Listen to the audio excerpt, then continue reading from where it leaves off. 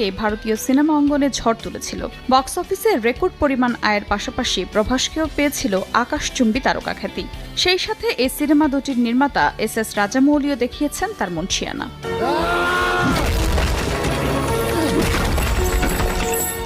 Baahubali the beginning বড় পর্দায় মুক্তি পায় 2015 সালে, আর এর দ্বিতীয় কিস্তি বাহুবলী দ্য কনক্লুশন মুক্তি পায় এর 2 বছর পর 2017 সালে। বাহুবলী 2 নির্মাণের সময়ই পরিচালক জানিয়েছিলেন সিনেমাটির তৃতীয় পার্ট নির্মাণ করবেন তিনি, কিন্তু এত বছরেও তার বাস্তবায়ন চোখে পড়েনি এই সিনেমার ভক্তদের। তবে এবার নতুন রূপে বাহুবলী নিয়ে আসছেন এই নির্মাতা, আর তা জানিয়েছেন রাজামৌলি নিজেই।